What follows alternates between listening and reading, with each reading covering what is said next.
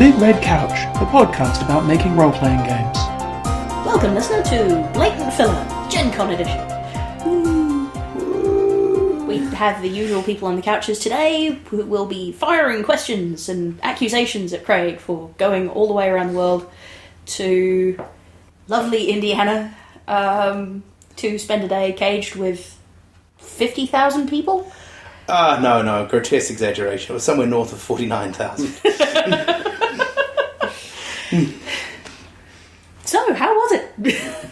Well, Concrud has become my close and personal friend, as the eagle-eared listener may be able to tell from my voice or lack thereof. Believe it or not, this is an improvement. On the regular or on the last day? First one, then t'other. I did run into somebody who had just completely lost his voice. Yeah, he could only talk in this horrifying hissing whisper. The squeaky whisperer of tonsillitis. Pretty much, yeah. It sounded like actual horrifying throat infection territory. Yuck. For all I know, maybe it was, but yeah, he wasn't doing so well. Yeah, Gen Con was awesome. That was the second year that I went. I think I had about as much fun this year as I did last year. Awesome. Certainly plan on going back. I won't be going back next year because of prior nerdy commitments, which sounds kind of like a movie, a geek version of that film with the band. I'm actually thinking I should put that on a card. There's prior nerdy commitments. Yeah, why not? I'm going to go do that right now. You want me to grab one of the cards? It might be. Where's my card? But there it is. Okay. Yes, this is exciting internet radio. Get out of there, you little bastard. Okay. There you go. Thank you, sir. Yeah, I had a blast. Unlike last time, I actually gave myself a couple of days before and after the convention to deal with the horrors of jet lag, and that proved to have been a really good move, because I got in at about 10 a.m. on the Sunday. My luggage did not. Most of Monday is pretty hazy to me, just in terms of tiredness and jet lag. My luggage eventually made it to me at about midnight on the Sunday, so that was okay. It just never quite made it out of Chicago during the transfer process. Sorry about background noises. That was me putting things in the mystery box. Okay. Yeah, it was awesome. I got to catch up with a bunch of people I'd met the previous year. Shout outs to. Oh, good point. Yes. Yeah. See, that's what the organised one here. Yes. Shout outs to Frank. Shout outs to Steve and Monica. Shout outs to. Oddly enough, shout outs to a few people in the VIG lounge. It's either Brendan or Brandon. I can never 100% remember. Sorry, Brendan, Brendan or Brandon, sorry if you're listening. I should have written it down and I didn't. Also, in Bren. Or not. Yeah, let's do that. So these were the regulars or people running it? These were people running it. These were the somebody who was, I guess, kind of team captain or something of that ilk. Running the desk in the VIG lounge. Yeah, there sort of seems to be a fairly solid stable of people there. Okay, and these are people who are giving their time to make Gen Con work. Pretty much, yeah. Cool. They are the volunteers who make it happen. I understand that there's kind of a number of you do a number of hours and you get some level of badge or hotel comp. Sweet.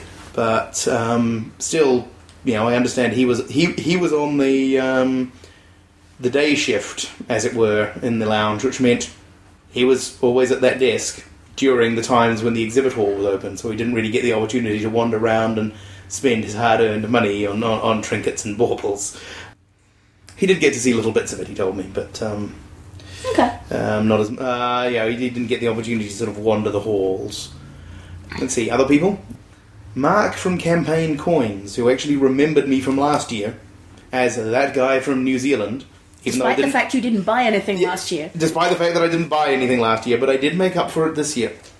Because at the time, I saw their coins and I thought, wow, these are really neat. These are actual metal coins. They're fantastic for keeping track of money in games.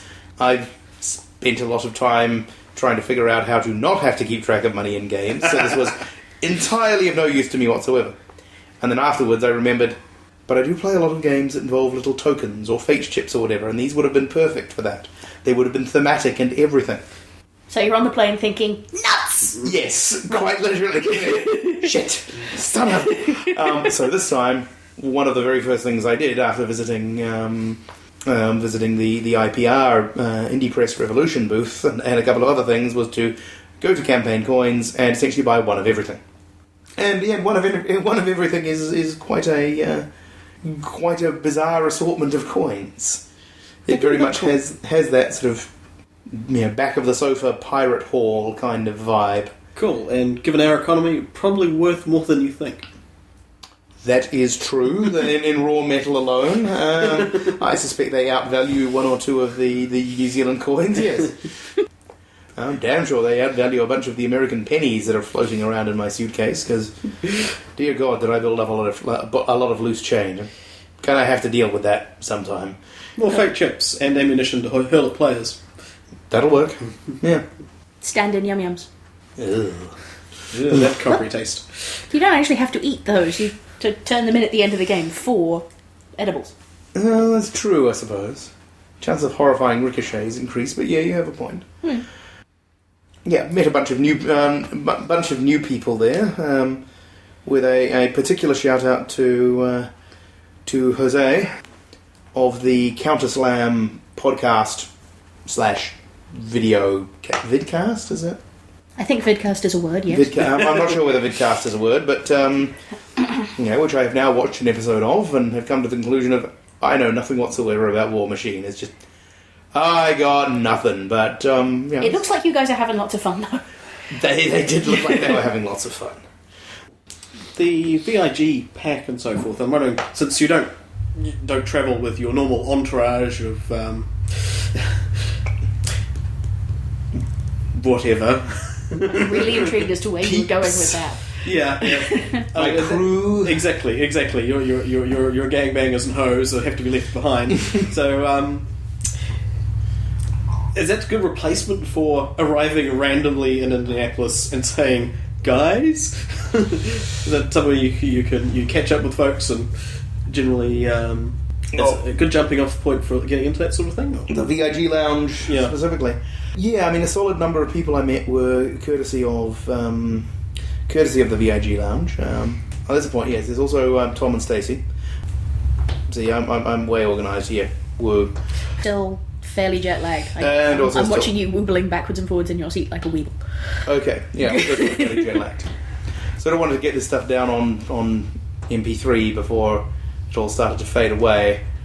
Much as I wish that engine on the neighbour's car would fade away as opposed to just bubbling in the distance, but never mind. Yeah, there were a bunch of people I met in the VIG Lounge or through VIG events. I think I met both Tom and Stacey, Steve, Frank and Monica, courtesy of VIG events, either in the lounge or in the specific VIG seating at I think that's where I met Frank and Steve and Monica. That's at various events. At various events, yeah. That one was the Tracy Hickman's Killer Breakfast. Awesome. So yeah, it was for somebody who's kind of introverted and not actually that good with crowds. The VIG Lounge was a kind of a nice environment to be in because it wasn't that crowded, it wasn't that noisy. It was a little bit of a place to retreat into my shell for a little while when the crowds got too much, as they do when you're sort of walking through the crowd, and what you really want to do is just put your fist square into the back of the head of that guy who's been walking in front of you and stopping every 3 steps to check his damn cell phone, and because of where he's standing, you can't get around him, and you really just want him to die. And yeah, you know who you are, sunshine. And it's at that time when you think, okay, this is time for me to go back to the lounge, just sit down, have a soda or a bottle of water or a pop or a Coke or whatever your particular regional term is for generic carbonated beverage, because it varies. There are maps. Yeah, very interesting maps. Show notes. Indeed. Wow, those are going to be the nerdiest show notes ever. No, they're not. We've done worse, dude. Yeah. Yeah, it's true. I can't substantiate that. So yeah, I mean, the VIG thing was very handy for that. To be honest, what I first got the VIG thing for was purely and simply hotel accommodation. Guaranteed.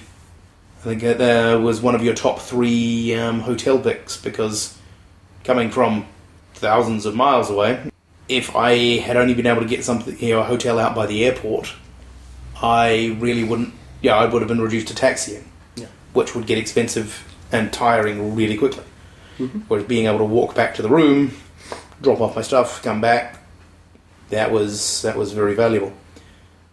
As it was this year, they actually had a shuttle service. I think it was something like $50 for the whole con, but that was running, I think, 24 hours, or at least very early and very late. So if you're there for the whole con, actually quite cheap. I thought so. It could have been $50 a day, but I think it was $50 for the whole con. Kind of doing the rounds of a bunch of the hotels. I don't think it went to all of them, but it at least sort of extended the reach of what could be considered to be a connected hotel for somebody who didn't have a car. Because parking in central Indianapolis is kind of insane. Yeah, parking in the centre of any large city is generally insane. Doing it That is during true. 2 gigantic conventions. Oh, yeah. Yes, because you've got Gen Con at a mere 49,000 people. You've got the MotoGP. I have no idea how many people that was, but there were a lot of bikes around. So basically, Indy was full. Indy was full. There was no room at the inn. D. Ba-dum-tsh. Yeah. Moving on. Moving on up. So, did you hear from any other podcast people then? Sort of. I mean, I met one other podcast person, and we did the exchange of business card thing, and he also gave me a promotional dice, so I guess he won. I guess so. The ritual. Yeah, I mean, I could say, hey, I got a dice, I won, but then he got to get rid of promotional stuff. So I think he won. Yeah, So, yeah. That would be the aforementioned Jose, who, very nice guy, was interested in the existence of the My Little Pony role-playing game, though I hasten to point out, purely from the point of view of it having very, very good art and general design and layout. Right. Just putting that out there. Because we did do an abortive attempt at recording us making characters in the 2nd edition. And it did not go well, so you probably will never hear them. Well, we have at least 3 hours of recording before we simply stopped. Though, on the other hand, we did get a pretty good game out of that, as run by Ben. That was... Yay, Ben! It was a lot of fun. It was... I didn't pay a lot of attention to the system. I gotta be true to that. But yeah, You were making some noises a while ago about doing a fate... I say a lot of things, and many of them could be described as misrepresentations. Right, but okay. it could come along. Fortunately, there's no real need to create a Fate hack for My Little Pony, because Fate Accelerated exists and it does all the work for you, and I think all of the pony characters are already written up on the Bigger Red Couch Game Resources page because I got bored. Okay, so there's a couple of people I should send a... Send a link to. I should send a link to that stuff. Yeah! If only to further cement the idea that, yes, next Gen Con we should get together and we should play a My Little Pony RPG. I mean, naturally there will be some homework for them, in that there are 3 seasons of My Little Pony Friendship is Magic to watch through. With And currently. and the oh, that's true, Equestria Girls, yes. That's only for the hardcore. Okay, so that's for extra credit. All right, okay. Or extra shame. Shame. There is no shame in this dojo. Some people I did meet, just oddly enough, hanging around in the lobby of the hotel on the Monday after Gen Con, were some guys from the UK who were actually out there as exhibitors from a company called Hawk War Games, doing a game called Drop Zone Commander. Yeah, Drop Zone Commander or Drop Zone Command. I'll put a link in the show notes because I didn't actually think of writing that down because I'm an idiot. But yeah, so a bit of a shout out to Louie and Dave, who I chatted with for an hour or so in the in the in the lobby of the hotel about their game, which I think is sort of being released about now, but was getting some reasonably positive responses out there in the wonderful world of pre-order land. And it's a science fiction war game. I know next to nothing about war games and have all the technical sense of a blancmange, but the models looked cool and it looked kind of interesting. So if you are a wargamey person, take a look, see what you think. You were saying it was built on a particular scale, and that the models could fit into other things. Oh, that was cool. Yeah, it was what they sort of epic, epic or 10mm scale. So a 6 foot tall person is 10 millimeters high. Yeah. So it's big battle kind of thing. But is that the scale that Titan was on? Maybe, yeah. It could have been even smaller, actually. Yeah, but it did. Just looking at the pictures and the thing on the box, it was definitely sort of 2 or 3 human-sized figures, at least, to a little plate. So you wouldn't be moving them individually. Yeah. But no, they had things where it's kind of a dropship type environment, and they had the dropships set up in such a way so that you could take the tank models and actually fit them onto the dropships, so that it is physically holding them, which just struck me as very, very cool. So it's pretty much the appeal of doll houses, but bristling with guns. Yes. Excellent. And in some cases, chitin. Even better. Also guns. Possibly also made out of chitin. I'm a bit hazy on that. Excellent. You said something about there being a rule where if you had troops inside buildings, damage done to buildings also there's some of it transfers to... Yeah, I obviously haven't... I haven't played this game, I should hasten to add.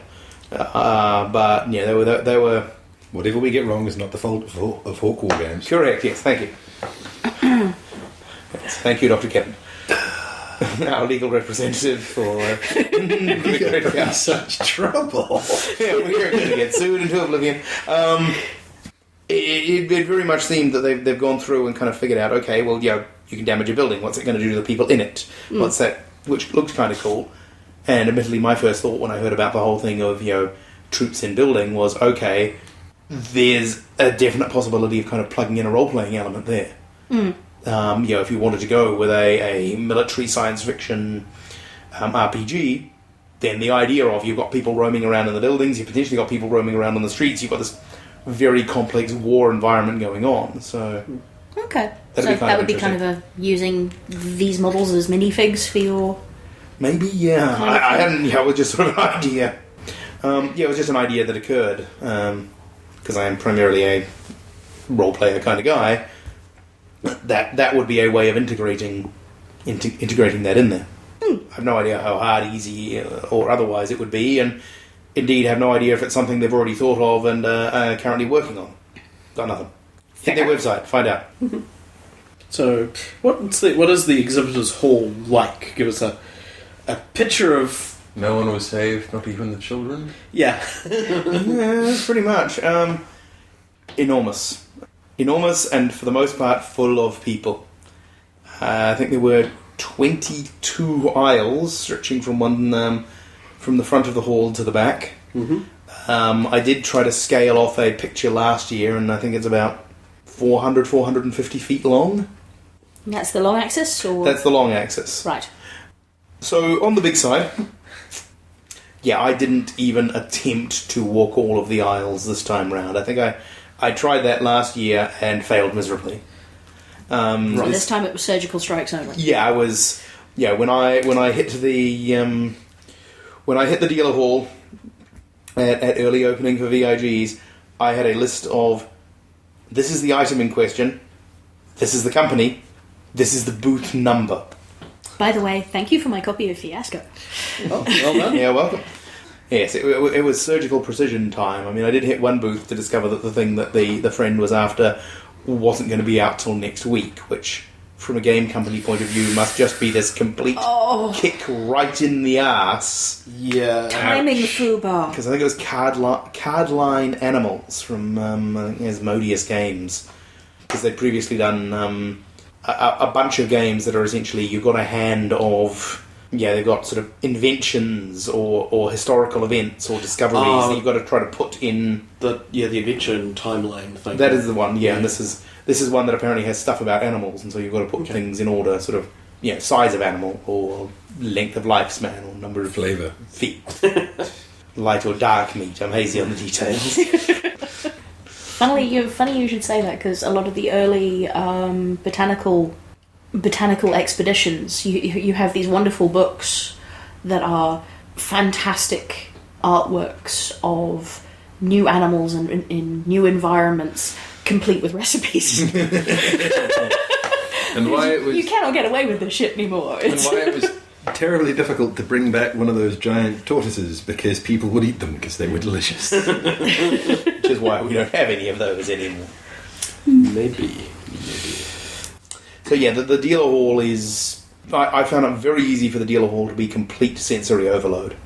It's at times really difficult to move around because even if everybody's trying to move... Brownian motion sometimes dictates. Brownian motion...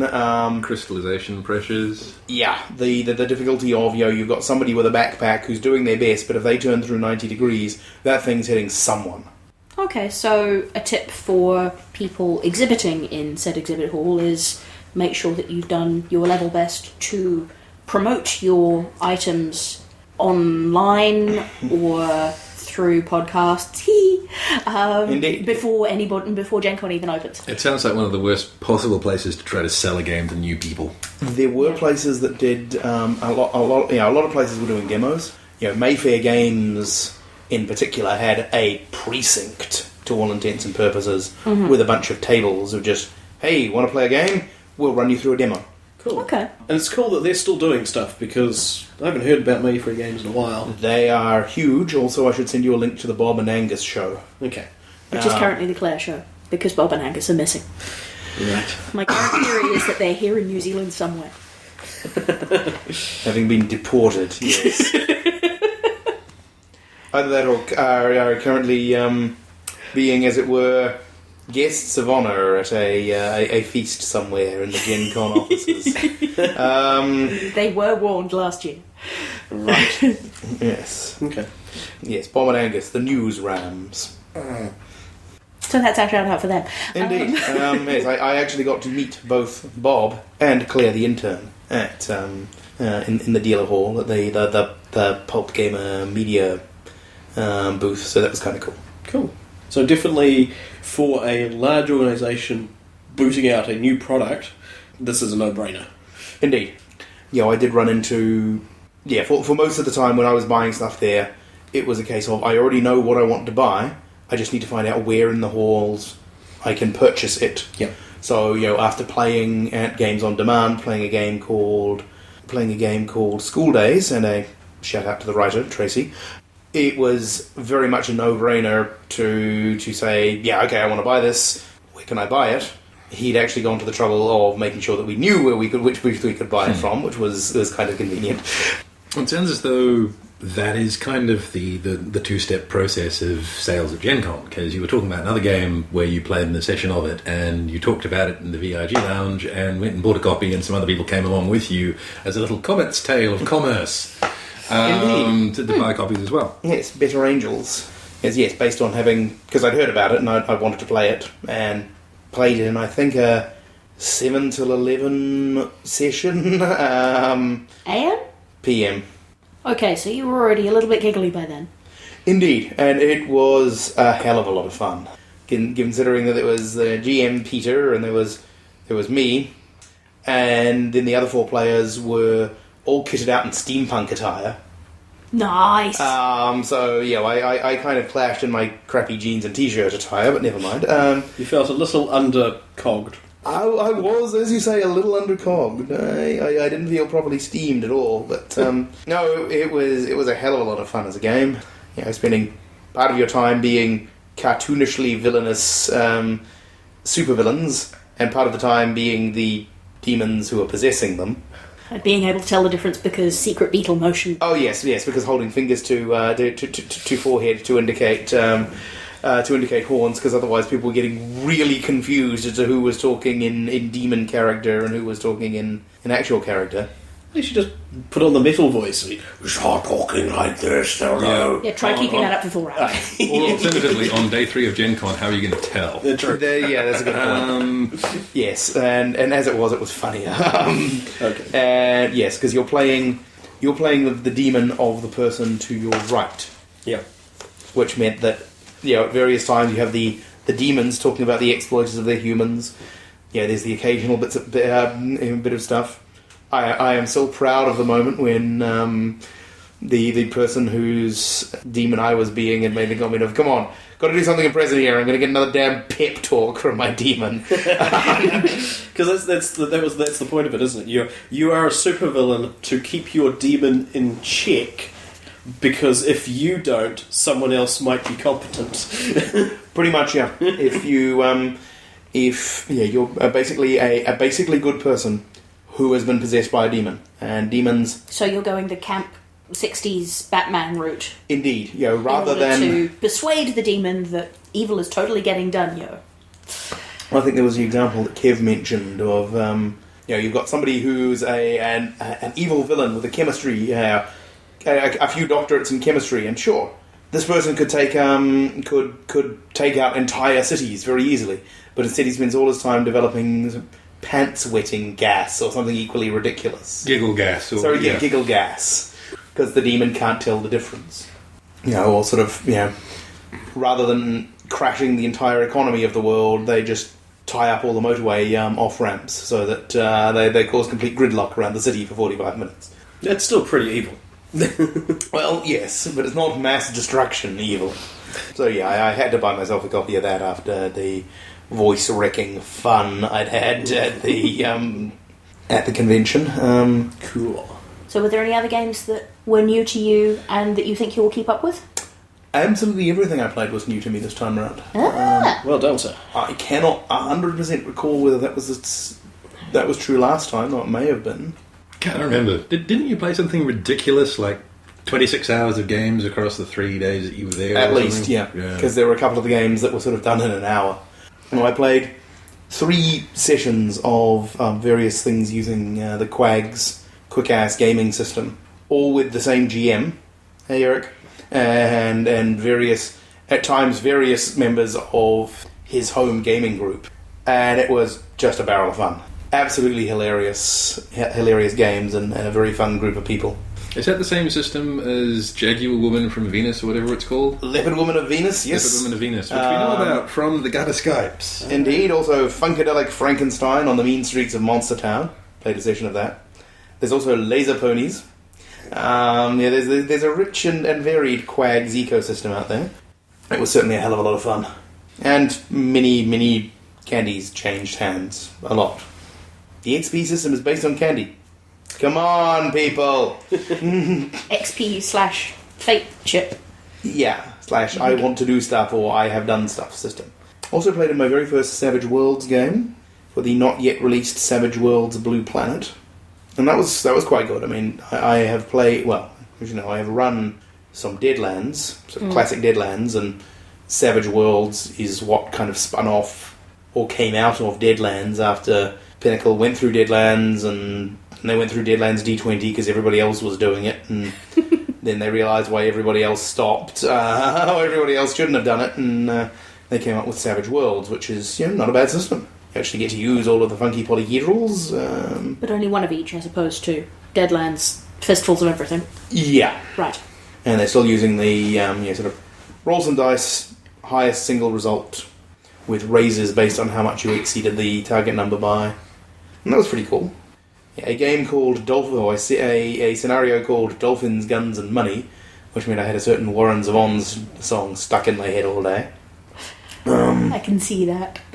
What else was there? There was the game School Days, which I mentioned, which is very much a high school RPG. And we went with a noir high school where somebody had just been murdered at the math club fundraiser the previous night. Very cool. Indeed. It descended into shady dealings and people cooking the books at the maths club, and one of the players getting dragged off to jail. Player characters getting dragged off to jail at the end of it. And good wholesome fun. Indeed. Awesome. Yeah. Let's see. Also played in a session of Rocket Age, which had been released, I think, the previous Tuesday. Okay. So it still had the new car smell. Still had the new car smell. It was okay. I don't think there's anything bad about the game or the GM. It was just a case of, this was on Sunday, midday Sunday. Everyone's tired. The GM hadn't really had enough time to understand, let alone familiarise himself with, the system and how all the bits worked, and so it was a bit difficult to build up gaming momentum. It wasn't bad, and it's very... But when played, offered by non-zombies and played by non-zombies, you reckon it would be a better game? I think so, yeah. It wasn't a bad game, it just sort of didn't quite measure up to the other stuff I'd played, but I don't think that was the fault of the game or the GM or even the players. It's just, everybody's wiped, man. But cool. Yes, that is a... Yes, that's a sort of a retro futurism game all over it. So what was your gaming winner for the Gen Con experience? ooh, What floated Craig's boat? probably the gaming winner would have to be the various Quags game, if only because I played 12 hours of comedic games using that system. That did sound like you had a whale of a time. Indeed, and the experience, the edible experience points and fate chips were flowing thick and fast, and You've since figured out that Quags is available for some ridiculous pittance at... yeah, I actually went and purchased it on Drive-Thru RPG this morning for, I think, a grand total of $9 for the second edition rulebook and the Funkadelic Frankenstein on the Mean Streets of Monstertown supplement. Prices may be different by the time that this airs. Note prices may be different. And that was in Moon Money as well, or? That was in US currency. I also picked up the PDFs of a game called Flat Pack, and again in understandable Flat Pack, a game of optimistic post-apocalyptic role playing. Now there's a phrase you never expected to hear. Indeed, yes, fixing the future. Because I saw this at a booth, but it's possibly just me, though I rather suspect not, that Gen Con is a terrible environment to try to sell somebody an RPG. At least the Gen Con dealer hall is. I mean, with things like School Days and Better Angels, and I also played some Zombie Cinema. I'd already bought the game, but if I hadn't already bought it, that would have cemented, yes, I want to play this again. If you can actually test drive the game, then yeah, it's a brilliant place to sell it. But in the dealer hall with somebody talking about a game, I'm sure people can do it, but very hard to get a concrete idea of what happens in a game. It would just be such a hideous sell. I mean, with a board game, at least, you can have it set up, you can demonstrate, okay, I'll run you through a couple of turns. It does sound like hard mode from a dealer perspective. Yeah. And there were a bunch of booths that were doing that. I noticed it more last year, but there were places where you'd wander by and it would just be here, play a couple of rounds of demo. We've got a game in situ. Let's just pick up from where that is. Here's how it works. Let me show you some of the cool shit. What do you think? Mm-hmm.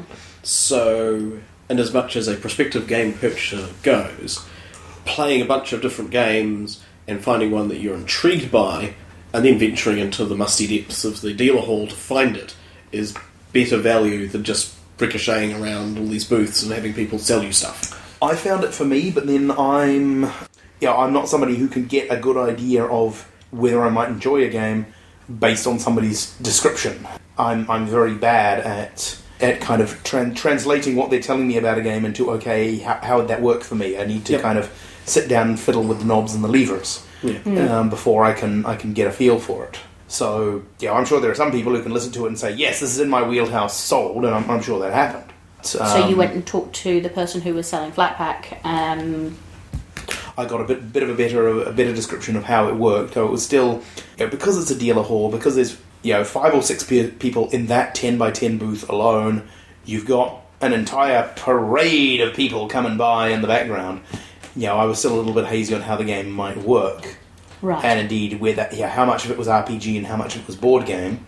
Mm-hmm. But, post Gen Con, I did a bit of looking around, figured out, okay, this is roughly how it works. That sounds interestingly enough to, again, go to Drive-Thru RPG, get the PDFs for not very much, actually.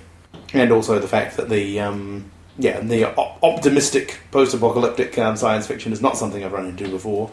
The idea that, it's a game that has sort of specific stuff in there about how fighting in combat is an absolute last resort. The whole Do thing. not get that very often. Yes, those sewer mutants. Yes, they're in your way. Yes, they're threatening. Yes, you could probably come up with a way of killing them.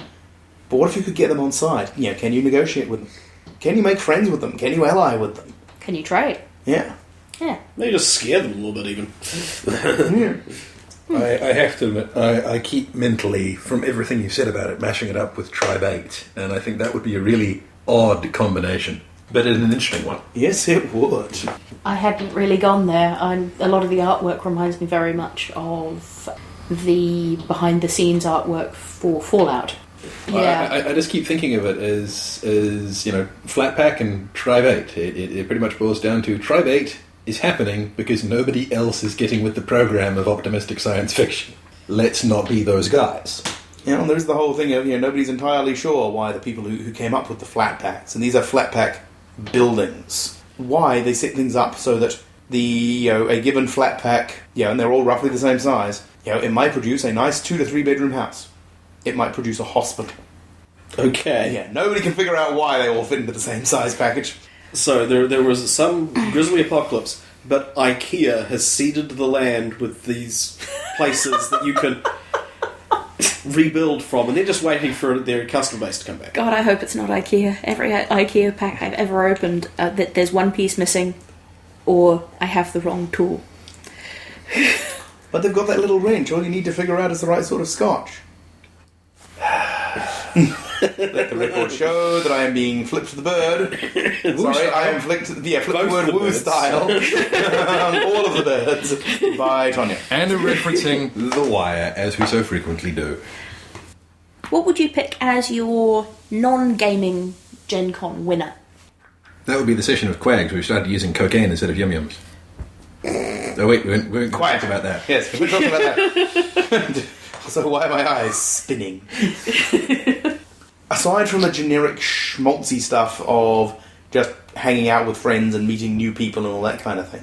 These weird people who think you're warm and approachable. That still baffles me. And if you're listening, hi guys. See, there you have it. Yes, I don't know why. Maybe when I'm in Gen Con mode, I'm warm and approachable as opposed to the complete son of a bitch I am in the real world.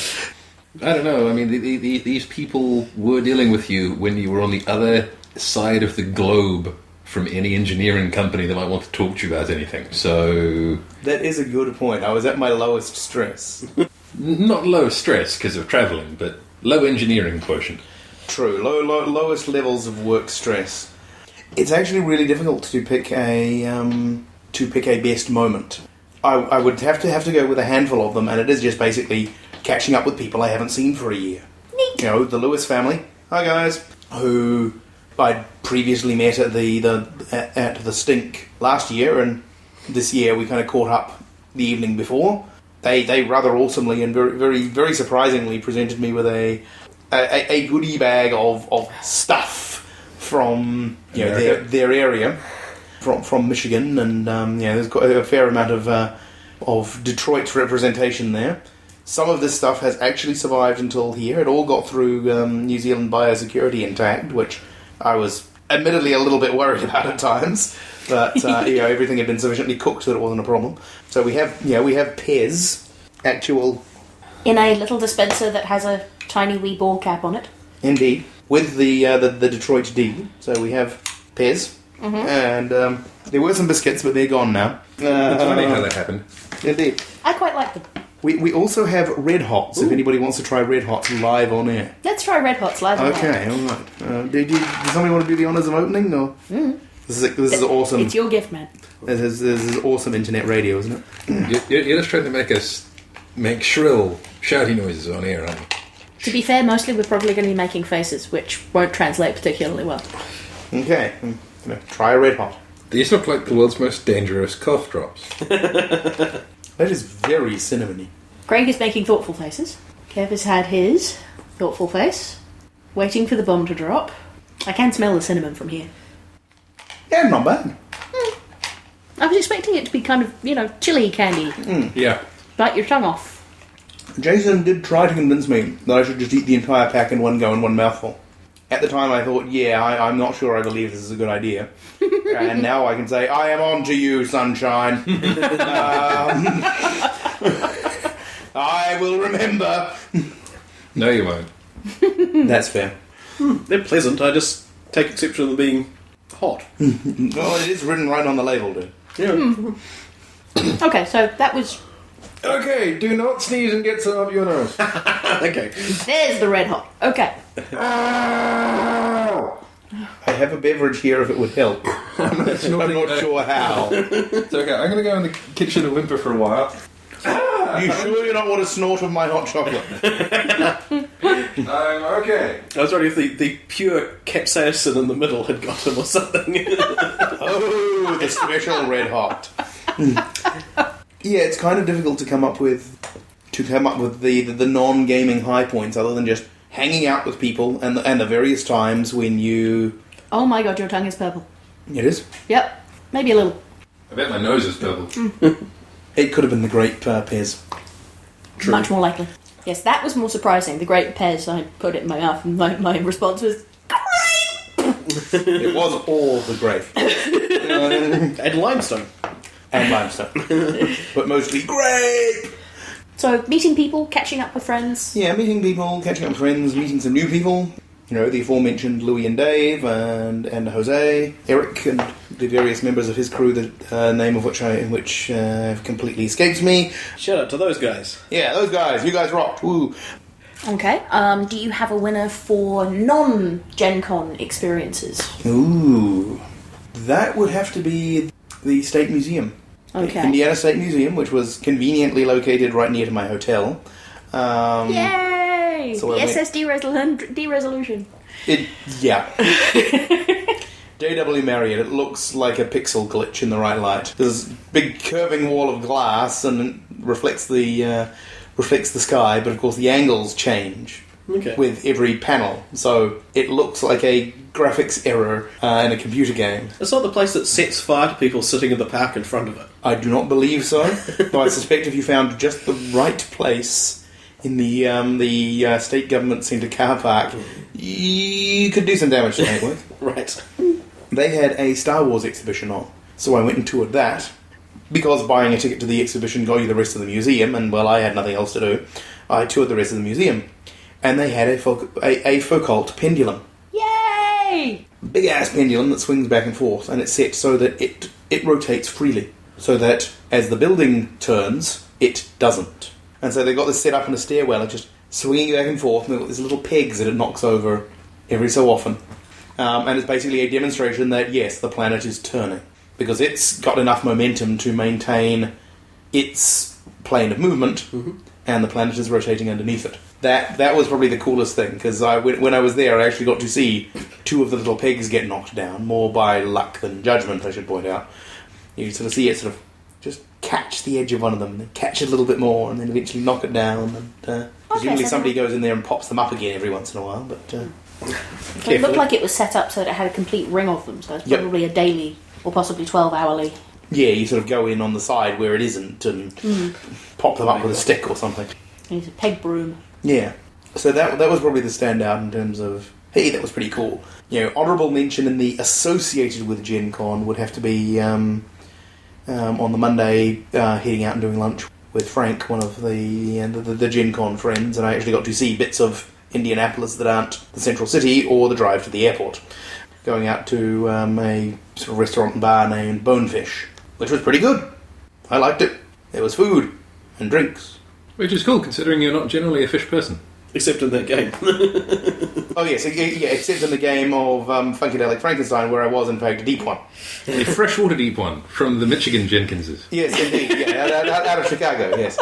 Prior to that, we weren't aware that there were freshwater deep ones, but apparently there were. Right? Strange how that happens. Cool.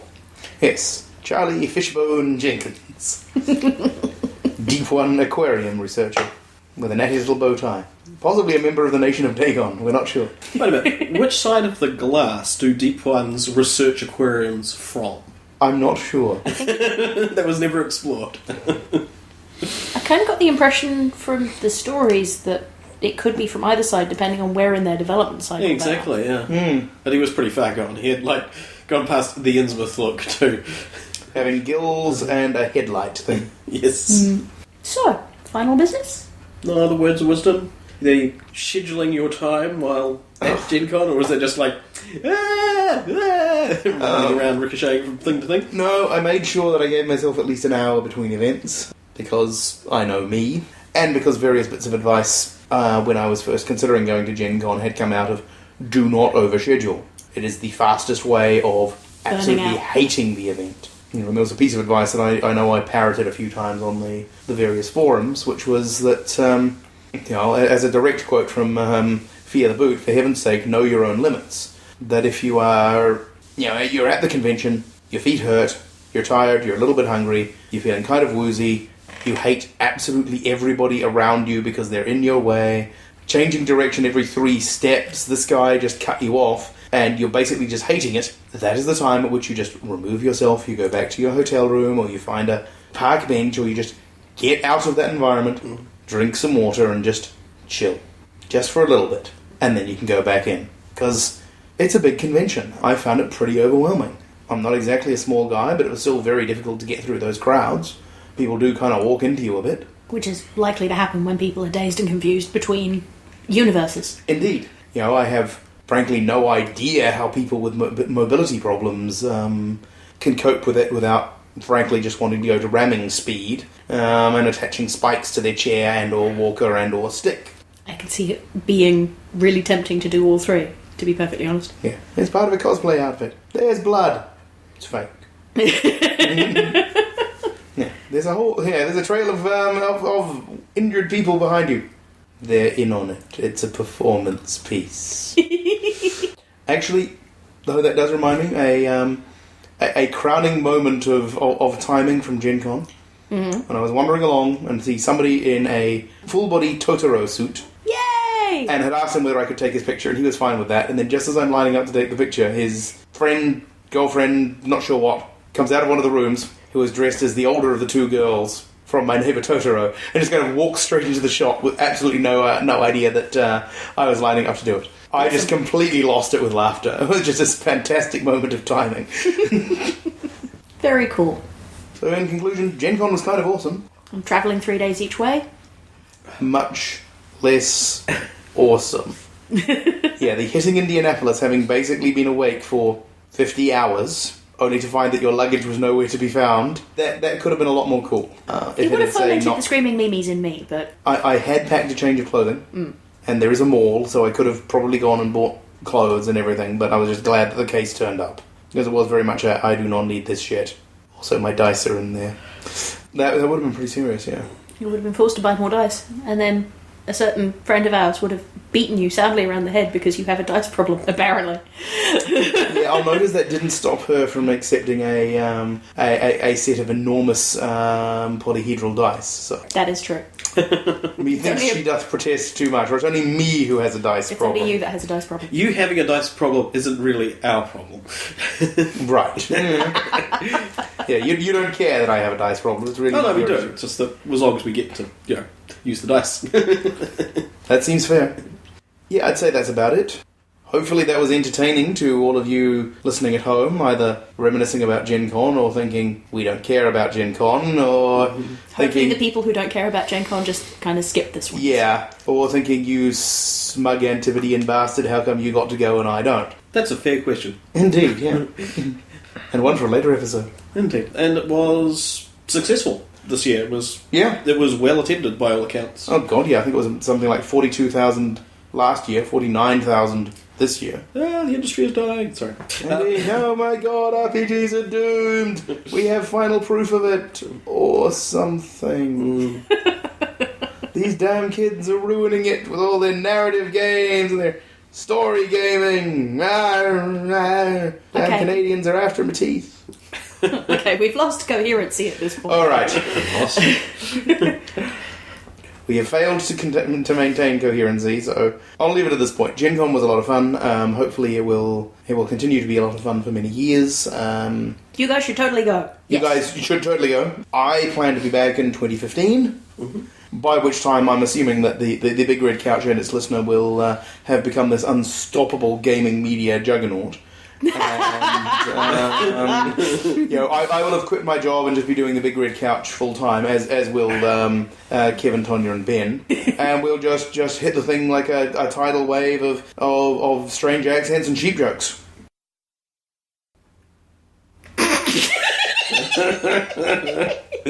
Yeah, I don't think we're going to top that. Night. Bye. See you, everyone. Want to hear more of our shenanigans?